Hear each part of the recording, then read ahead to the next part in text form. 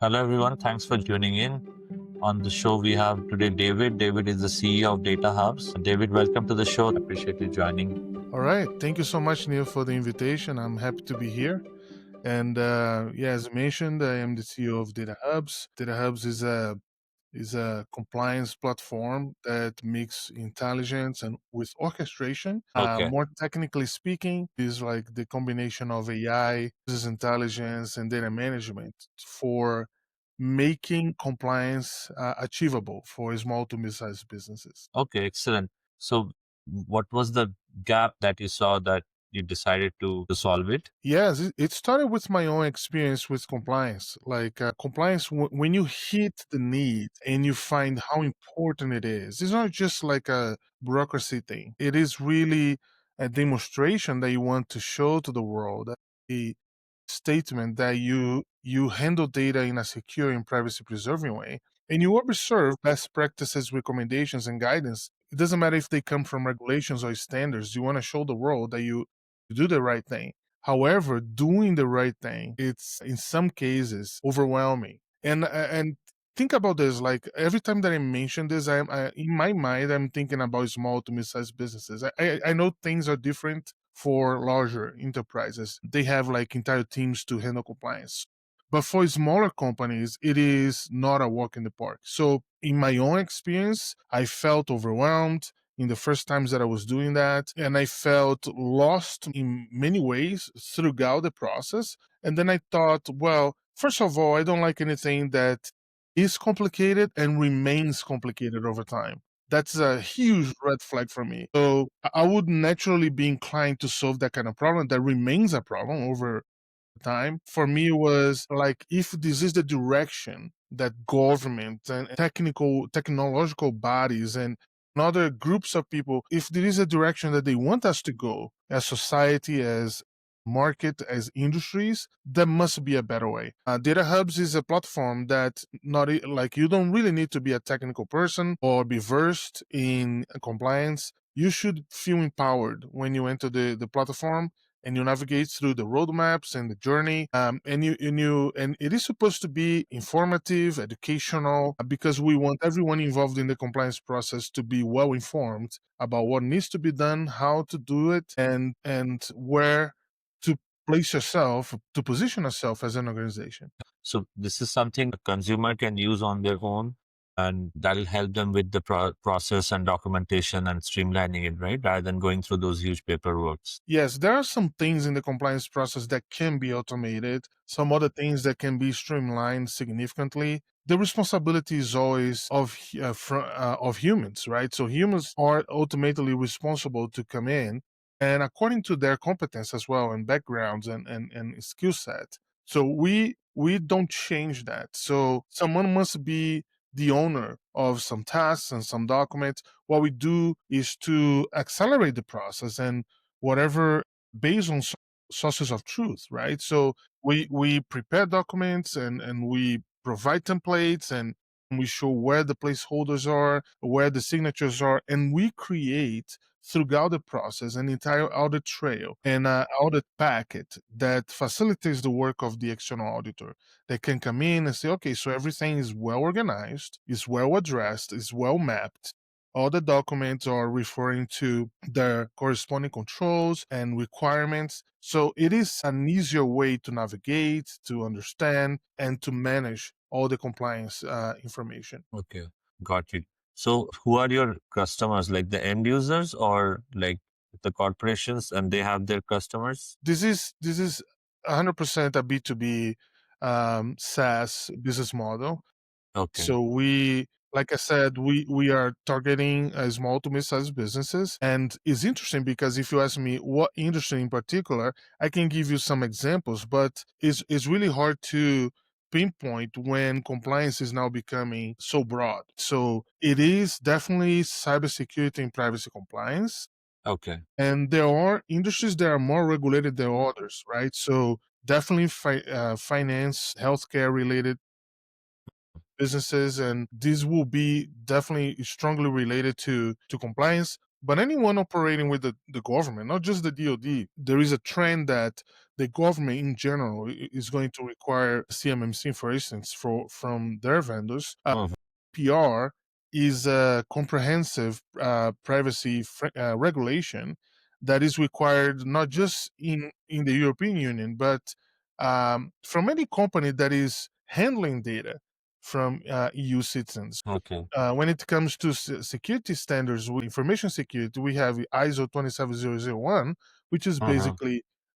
basically applies to everyone, SOC 2 and so on and so forth. So Uh-huh. yeah, any industry, any company that works in a regulated industry, or any company working with another company that works in a regulated industry. So there is this transitivity effect as well. Got you. Thanks for the insights. So how old is your company, David? So it was founded in October 2024. So it's not too long ago. So we are close to complete 1 year of existence. We launched in July 1st, Yep. and we are experimenting our first months. Don't get me wrong. This is a result of years of experience, like 27 years of software engineering plus 10 years focused on security and privacy. So it brings it all together. Okay. How did you get your first client, and what are your channels that you used to find your first client? Yeah. So getting started for me, the best place is your first degree network. Think about that before I even incorporated the company. I was interviewing several companies that I thought that would be in the profile of my audience. Before even giving my first step, I basically interviewed more than 30 companies. And I was asking them, what is your major pain points with compliance and what is not working for you right now? And what would you expect a compliance software would have that you don't see Hmm. right now? So I Okay. collected all this information. I was really driven by the idea of addressing these pain points directly and Okay. creating a software that could differentiate itself Mm-hmm. in the midst of everything that already exists. Okay. So it was really network driven. And in my first degree network, I found my first customer. Of course, we also have investors that are involved in the compliance process.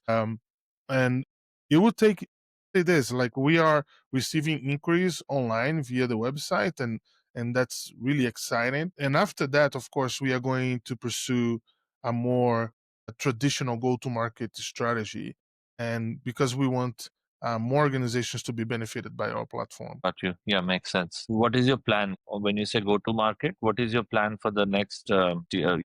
Yeah, so I want to consolidate all the business cases that we are having right now and complete all the compliance journeys and show the numbers. It is one thing to advocate for my platform based on my passion and my excitement about the tool. It is a completely different thing if I start to show like actual numbers and say this is what we did for these companies and showcase in different industries what the results were. And we are already collecting these numbers. We can tell, we can defend and demonstrate like concretely what the advantages are. So this is our strategy for the next 12 months, where we are going to showcase in different industries and in different sizes of companies what we did with different frameworks even what the advantages are, and with that we hope to conquer bigger audience and bring more people to compliance, especially those that are not involved with compliance at all. That's our major focus right now, is to increase the universe of companies deeply committed to compliance. Got you. Yeah. Um, and then to go to market, do you have any specific plans, like any specific channels that you want to address? Like, for example, your outreach methods, anything specific that you are looking for? Yeah, so we have people in the organization in our company today that is right now working on a marketing strategy. So I can't like disclose too much at this point, but I can tell you this: when we created the website and we said book a demo, we were expecting companies to come in and say, "Hey, I'm interested in compliance and I need your help." But we started to get as well, which was a very good surprise, some companies that operate as a channel. and saying, we already have all these services and all these customers. Could you help us to help our clients? And for me, that was a big surprise. So we want but a positive one, right? This is the type of surprise that you want. So we are right now exploring these opportunities because we think this is a great way to scale, and we believe in strong partnerships. So we have a partnership right now with Insight Assurance, which is a third party assessor, and they are a company that we respect, that we admire, that has been Okay. around for many years, and they are our very first partnership. And we want to explore that venue because we believe in channels. We believe that is great way to scale. Excellent. Yeah, thanks for sharing that. Coming to AI, I know you guys are leveraging AI. Can you talk about some tech challenges that you faced, or something for the audience that AI helped you in a certain way on your journey? Absolutely. So we live in a very interesting moment right now that I wrote up about that recently. I think we are in the post AI hype phase, Mm-hmm. right? Mm-hmm. And when I say that, I don't mean anything negative. I think it's the best phase yet. Like it's the best one is when real innovation, real change, and Mm-hmm. real transformation is going to be displayed in long term ways.